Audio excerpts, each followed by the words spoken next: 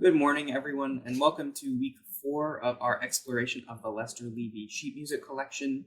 This week, I will be looking at some anti-war songs. I'll be starting with the Civil War, moving through the both World Wars, and then we'll end with a song from the Vietnam War. Now, jumping right in, the first song I'd like to take a look at is called "Let Us Have Peace," and this song comes from the Civil War. This song was published in Louisville, Kentucky in 1861. It's the same year the Civil War started. Looking at the cover, it's dedicated most respectfully to the Friends of Peace. This, to my knowledge, was not a specific organization, the Friends of Peace, but rather it's just a general sentiment being expressed here. We have a flag on the cover that says, "Peace on earth, goodwill to man." Now, this resembles one of the earlier Confederate flags rather than the one that we see referenced most often today. This one still has the same general shape as the Star-Spangled Banner, with kind of the smaller square at the upper left. We also have an image of two brothers shaking hands and the words, "Blessed are the peacemakers." So a lot of positive messaging just on the cover here. This was composed by William Shakespeare Hayes, which what a name there, who was born in Kentucky, and he wrote over 350 songs in his career. So he was a very, very established songwriter. And looking at the music itself, you'll notice there are some penciled in markings from the pianist who owned this, showing which finger to use on which note. I think in this case, the X is referring to your thumb, with the rest of your fingers being 1, 2, 3, 4. We have a note that this is to be played dolce, or sweetly in Italian. And the text going through the song is pretty clearly anti-war. It's saying, "America, beloved land, once beautiful and bright. Oh, why should friendship turn to hate? Oh, why should brothers fight?" And this is pretty consistent with a lot of the song's messaging general text that was written during and about the Civil War, this idea of brother fighting brother. One lyric I found particularly interesting was, "'Tis worse than vain for you to try to subjugate the South," which I think is a bit reflective of the Southern mindset, that they were being unjustly invaded, rather than the composer acknowledging that the song, or in the song, that the Civil War was about slavery. There are no mentions of slavery in the song at any point. And then the last line of the chorus is, "May our country live again in happiness and peace." So, again here, the composer is looking for a return to kind of the status quo, which we of course know that not everyone living in Kentucky in 1861 was experiencing the happiness and the peace that Hayes is referring to. So this makes it come across, to me at least, less as "let there be peace and happiness," and a little bit more of "leave the South alone." So moving on to the First World War, this next song is called "I Didn't Raise My Boy to Be a Soldier." This one was published in New York in 1915. It's the second year of the war that would, of course, last until 1918.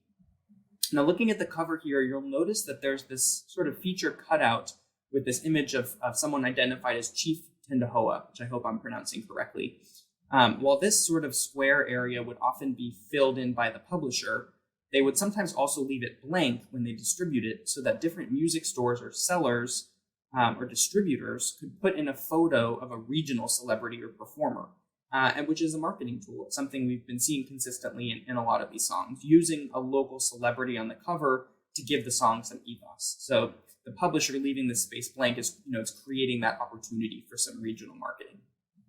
And in looking up this piece online, I actually found 5 different versions of this cover, each one identical except for the image or the person, celebrity being displayed in that square. We actually have another one in our collection. Now, as I mentioned, this one features Chief Tendahoa. I found some conflicting information online on who this person was. One book I found claims that this is clearly a white person in Native American clothing, but there's also a newspaper clipping I found from 1916 that describes him as a Sioux performer who would do vaudeville shows. The article is pretty degrading towards Tendahoa. It calls him a, quote, civilized Indian. I'll go ahead and include a link to that little article I found in the OneDrive. But looking elsewhere on the cover, we can see we have a mother and a son sitting in front of their fireplace. The mother appears to have just put down her knitting to embrace her son. Both of them are actually looking directly at us as the viewers, with what looks to me to be kind of fear and anger in their eyes, some judgment there. And then above them, we have, this cloud of war, bombs, lots of smoke. And the mother is actually positioned so that she's between her son and the war. It kind of looks like she's protecting him from this war. Now, this song was very popular in its time. It reached #1 in the charts in 1915, and it also faced some very high-level criticism. Theodore Roosevelt actually remarked that, quote, foolish people who applaud a song entitled I Didn't Raise My Boy to Be a Soldier are just the people who would also in their hearts applaud a song entitled I Didn't Raise My Girl to Be a Mother, with the point here being it is just as obvious that a boy will become a soldier as a girl would become a mother. And the song was made fun of. It was parodied very often. People would change the lyrics to things like, I didn't raise my boy to be a coward, and I didn't raise my dog to be a sausage. And then looking at this version, there's actually someone has come up with their own parody of the song that they've sort of written through in pencil their own lyrics. And I'll post a PDF in the OneDrive so you can take a look through that as well. Looking at the music and the text, we have an appeal from the mother with phrases like 10 million mothers' hearts must break, and let nations arbitrate their future troubles. It's time to lay the sword and gun away. I think for me, the most powerful lyric is, there would be no war today if mothers all would say, I didn't raise my boy to be a soldier. Now, the lyrics to the song are pretty somber, and, by the cover, it's clearly a very serious song. So I think it's interesting that the character of the song musically, it actually comes across to me a little bit cheery and entertaining. And there's a recording of the song on the Wikipedia page for the song, which I'll share in the OneDrive as well. But regardless of whether or not, Chief Tendahoa on the cover was in fact a Native American performer, all evidence points to the song being performed frequently at vaudeville shows. These were variety shows, including a bunch of kind of unrelated acts that would follow one after the other. And vaudeville became pretty popular starting around the 1880s, kind of replacing minstrelsy, which was in its decline. And it remained kind of the dominant form of live entertainment in the US until cinema came around. So I think it is safe to say that the song had a particularly large reach. I would like to take a quick look at one other song from the First World War, mostly because I found the cover so impressive. This song was published in 1917, and it's called The Dream of a Soldier Boy. Now, at first glance, when I looked at this song, I actually thought that it was in full color. But I realized there's only 3 colors here. There's black, white, and orange. So, not including the standard black and white, there really is only one color here, and that's orange, which I think is very clever on the part of the lithographer. It kind of gives a hue to the skin of the people. It makes the uniform of the soldier, particularly his hat, look very pronounced. And then it also allows them to do this banner in orange at the top of the page and the text below in orange. Now, of course, the more color that was used in a lithograph, the more expensive it would be, because each run of the lithograph had to be its own separate color. So this was a very clever way of making the cover look very expensive with only using 3 or arguably just 1 color. But the text of the song is pretty simple and idealistic. It's telling the story of a soldier overseas saying, quote, all the nations were kind to each other. Every law was a golden rule. Every mother and son were together that day, and every gun was laid away. And I noticed here, again, we have this reference to a mother and a son being together. There was also a lyric at the end I found particularly beautiful, saying that the trenches were turned into gardens again. So moving now to the Second World War, this song was published in 1945 in New York by the great Irving Berlin. It's called "Oh to Be Home Again," and it's a less well-known song by Berlin. I actually wasn't able to find a recording of this one, but maybe one of you can.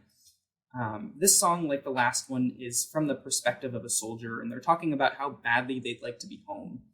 Irving Berlin, of course, wrote a large amount of patriotic music. He wrote "God Bless America," and he wrote a wartime musical called "This Is the Army," which actually went on tour and ended up being made into a movie.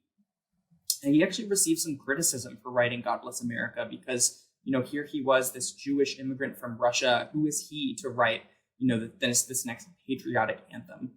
But if you haven't already, I'd highly recommend watching his performance of "God Bless America" on the Ed Sullivan Show. You can find it on YouTube. Now, Lester Levy wrote a number of letters to Irving Berlin, and he received many back. We have many autographed scores in the collection. We know that Lester Levy was in the hat business, and I found that he actually sent a hat to Irving Berlin because we have this very lovely letter in the collection that was written back to him by Berlin, thanking him for the well-fitting hat.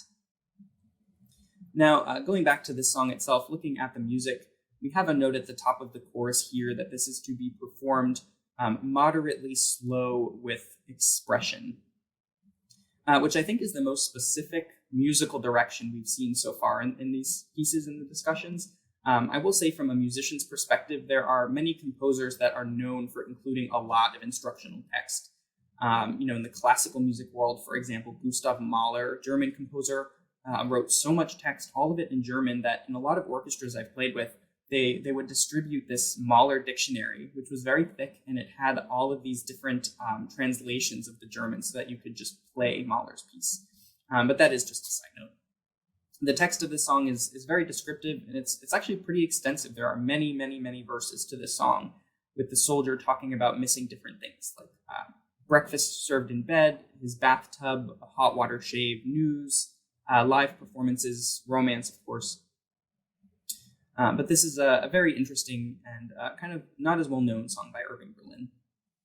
Now, the last song I'd like to take a look at is from the Vietnam War. It was published in 1971 in Nashville, Tennessee. It's one of the most recently published songs we have in the collection. I think we only have maybe 10 to 15 songs composed after 1970 out of the about 30,000 in the collection. I do think it may be a bit of a stretch to call this next song overtly anti-war, but I did find it pretty compelling. It's called The Battle Hymn of Lieutenant Calley. Now, I'm sure as many of you will remember or are familiar, this song is a reference to the My Lai massacre during the Vietnam War, in which U.S. soldiers killed between 300 and 500 unarmed Vietnamese civilians. 26 soldiers ended up being charged with criminal offenses, but only one of them, Lieutenant Calley, was convicted. He was found guilty of killing about 22 villagers, and he received a life sentence, but he only ended up serving 3.5 years, and that was under house arrest. The song was written clearly in support of Lieutenant Calley, and it really just goes on to portray him as a patriot that was just following orders. Looking at the cover here, we see him, he's standing tall in the face of scrutiny. He's looking at the judge and jury. He looks very regal and proud, even though we can't see his face. The music for the song is it's a very well-known patriotic song called Battle Hymn of the Republic. It's always been very common for composers to use and reuse familiar hymns and songs, especially patriotic songs, with new text. And this is a good example of that practice. I'm sure when you listen to a recording of this song or Battle Hymn of the Republic that you'll probably recognize the tune.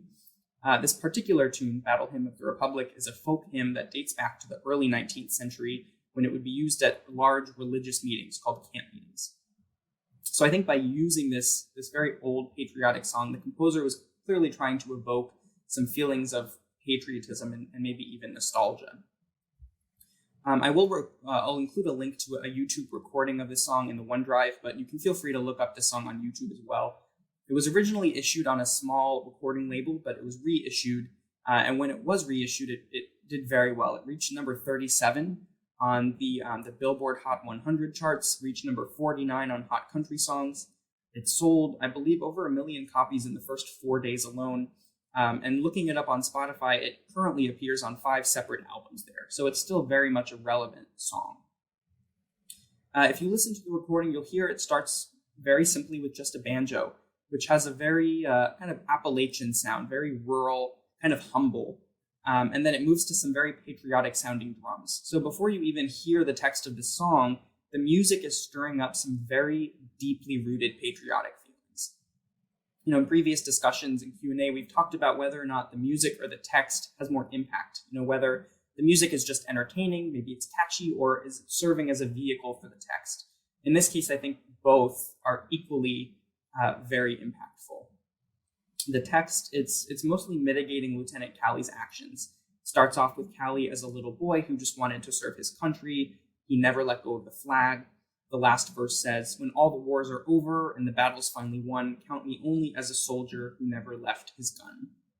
So I think overall this song just shows that, sheet music hasn't stopped being a relevant form of, sort of social media or message spreading, dissemination.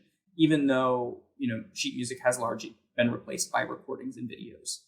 But I did want to thank you for joining this week for exploration of anti-war songs. I'm very much looking forward to our discussion on Tuesday.